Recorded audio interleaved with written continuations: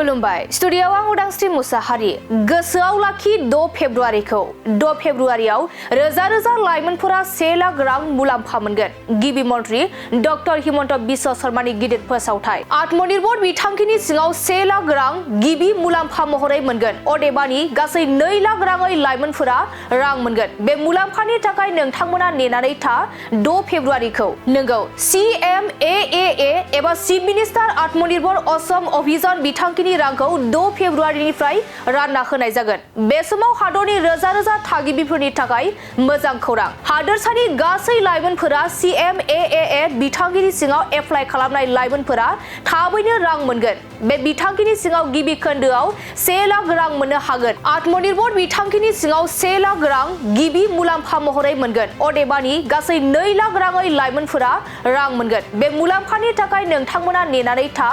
2 फेब्रुआरिखौ नंगौ CMAAA एबा chief minister आत्मनिर्भर असम अभियान बिथांखिनि रांखौ 2 फेब्रुआरिनिफ्राय रानना होनाय जागोन बे समाव हादरनि रोजा रोजा थागिबिफोरनि थाखाय मोजां खौरां हादोरसानि गासै लाइमोनफोरा CMAAA बिथांखिनि सिङाव एप्लाइ खालामनाय लाइमोनफोरा थाबैनो रां मोनगोन बे बिथांखिनि सिङाव गिबि खोन्दोआव 1 लाख रां मोननो हागोन आत्मनिर्भर बिथांखिनि सिङाव 1 लाख रां गिबि मुलाम्फा महरै मोनगोन अदेबानि गासै 2 लाख राङै लाइमोनफोरा रां मोनगोन बे मुलाम्फानि थाखाय नोंथांमोना नेनानै था 2 फेब्रुआरिखौ नंगौ CMAAA एबा चिफ मिनिस्टार आत्मनिर्भर असम अभियान बिथांखिनि रांखौ 2 फेब्रुआरिनिफ्राय रानना होनाय जागोन बे समाव हादरनि रोजा रोजा थागिबिफोरनि थाखाय मोजां खौरां हादोरसानि गासै लाइमोनफोरा CMAAA बिथांखिनि सिङाव एप्लाइ खालामनाय लाइमोनफोरा थाबैनो रां मोनगोन बे बिथांखिनि सिङाव गिबि खोन्दोआव 1 लाख रां मोननो हागोन मख'नो गोनांदि गासै 75,000 लाइमोनफोरा सरकारनिफ्राय 2 लाख रां मोनगोन आरो बे रांखौ होनाय जागोन होनना गिबि मन्त्रि डक्टर हिमन्त बिश्व शर्माया फोसावथाय फोसावदों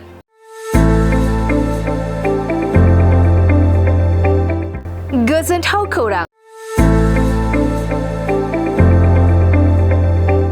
क'क्राझार सहरनि साखाथियाव थानाय तितागुरि मानास पाब्लिक स्कुला लानानै फैदों गोजोनथाव खौरां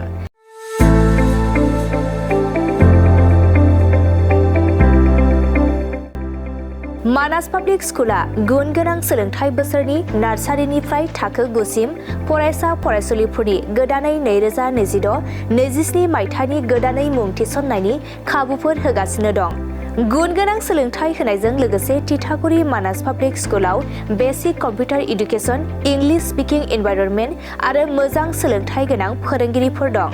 फरायसा फरायसुलिफोरनि थाखाय सोलोंथाइ लानायजों गोबां मोजां खाबुफोर दं जेरै यगानि खाबु आरो हिन्जावसा आरो हौवासाफोरनि थानायनि थाखाय सेपारेट हस्टेलनिबो खाबुफोर दं नोंथाङा आबुङै मिथिबावनो थाखाय थोंजोङै नैबे 600083286000489621 आरो 9101008849 जानबुं नम्बराव खौरां लाहरनो हागोन